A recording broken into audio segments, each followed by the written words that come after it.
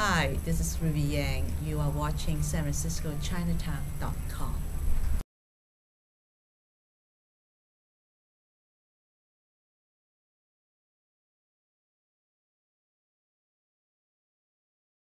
Okay, A Moment in Time is our documentary about San Francisco Chinatown movie theaters and its effect, and also the movies that the Chinatown residents love and their relationship. And through these movies, you can tell the history of Chinatown.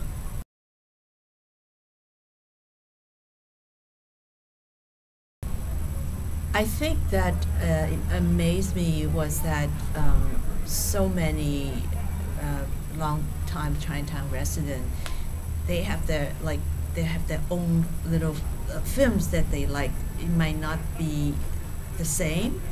It's they all have their their favorite actress or the favorite genre, or or the a little moment that affected them immensely. They're very different from one to another.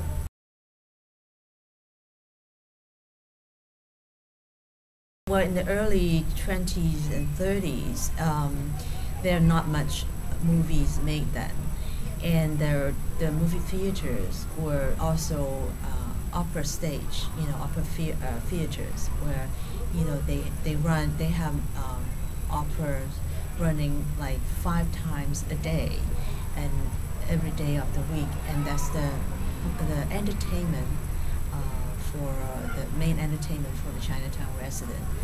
And at that time, a lot of the 30s, because of the Japanese War, a lot of the opera singers are stuck here in San Francisco. They cannot go back, and so they're mainly doing operas as their main livelihood, and they just perform, just every day and 5 times a day. And at that time, Chinatown was, of course, really a very strong community because of the exclusion law. You can't, there are boundaries. You really cannot go out of Chinatown in that, half square mile. And so, this is the self-sustaining community in Chinatown. So, that was the main entertainment.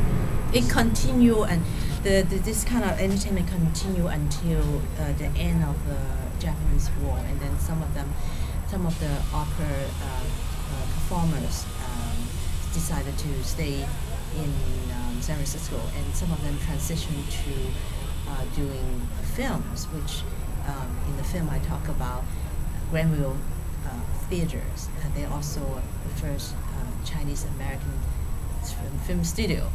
They produce a lot of film in the Sun Sing theaters.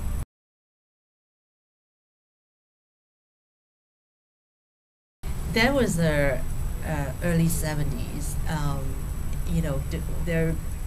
There wasn't any role models except Guan Daheng, who played Wang Feihong.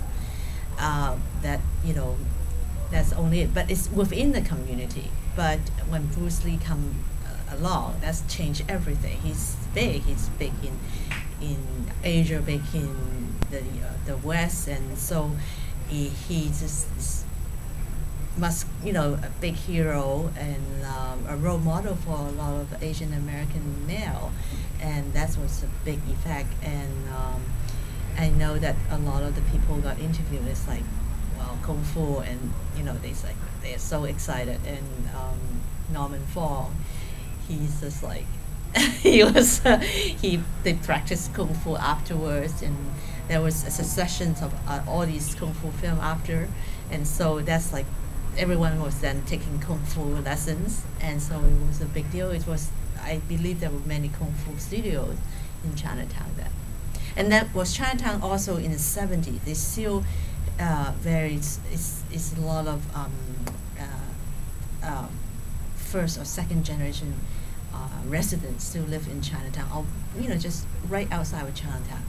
And it's not like nowadays everyone live in the Sunset of Richmond, and that back then, everybody knows each other, who got into trouble, and immediately the people would know and report to their parents, so.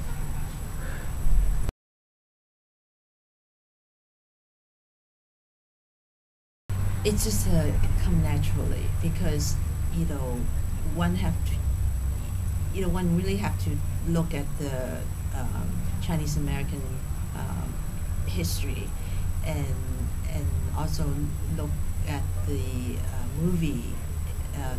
Chinese movie history as well, because as times change, the movies also change, and what people draw from the movies, the themes also change. And so, they just interweave in people's life, and it's the same way that a Hollywood movie, really change or affect American mainstream life, Star Wars, Star Trek, and Chinatown the same. We have these melodrama, we have the the kung fu movie, then we have the gangster movie, and we have the Crouching Tiger. It's like when you look at these films, and you also see the change of society.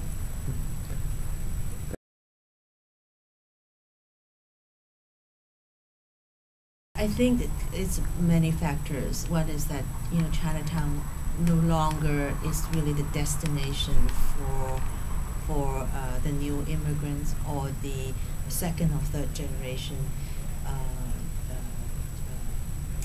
Chinese American, because they now it's so spread out, and they can come to Chinatown just for a meal, and so they don't have to get their entertainment in Chinatown. And then secondly, the most important is that illegal DVD, VCD, that you can rent or buy a VCD, DVD cheaply, that the whole family can watch, and it's a lot cheaper than going to a movie, buy movie tickets. And also now, of course, with the internet, you can download films to watch, and so that really reduce the one desire to go to movie theaters to watch film. So that's mainly the thing, and also I would say the demise of the Hong Kong cinema as well, because the quantity and quality of films made in Hong Kong has very declined, and then sort of Hong Kong now is part of China. That the genre, the Hong Kong films is now, you can call it Hong Kong China film. It's not like the peak of Hong Kong cinema where you really like, you look at it and know that's like a Hong Kong film, right? So I mean, there's like so many factors. I think it will never, I would say, even though if we have one cinema left, one theater left, like the Brick Star, I don't think it will go back to those glorious days.